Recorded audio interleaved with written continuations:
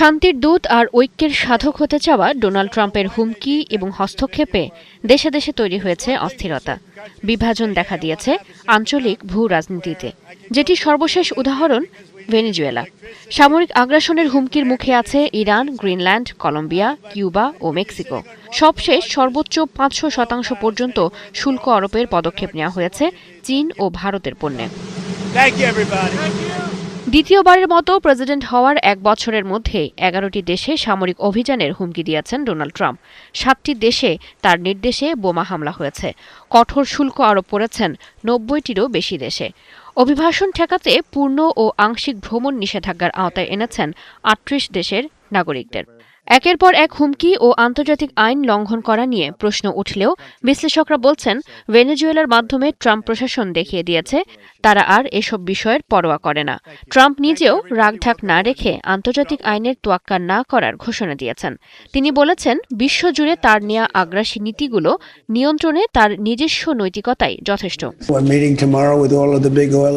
আমার আন্তর্জাতিক আইনের প্রয়োজন নেই। আমি মানুষকে আঘাত করতে চাই না।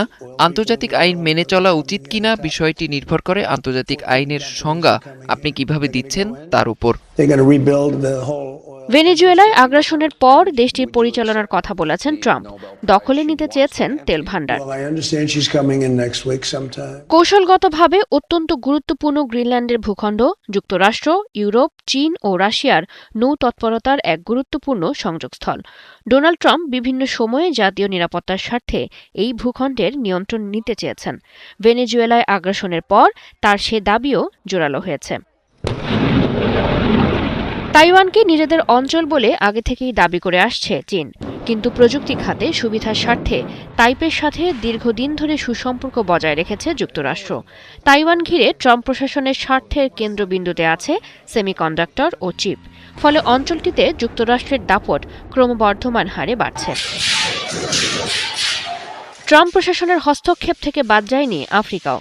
খ্রিস্টানদের ওপর গণহত্যা চলছে এমন যুক্তি দিয়ে নাইজেরিয়ায় হামলা চালায় যুক্তরাষ্ট্র।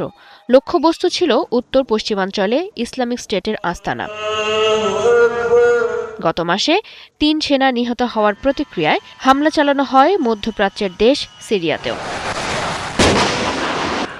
আর এশিয়ার প্রভাবশালী দেশ ইরানকে রীতিমতো চাপে রেখেছে ট্রাম্প প্রশাসন। জীবনযাত্রার ব্যয় বেড়ে যাওয়ার প্রতিবাদে চলা বিক্ষোভকে কেন্দ্র করে হুমকি দেওয়া হয়েছে তেহরানকে। চৈতি সরওয়ার, ৭১।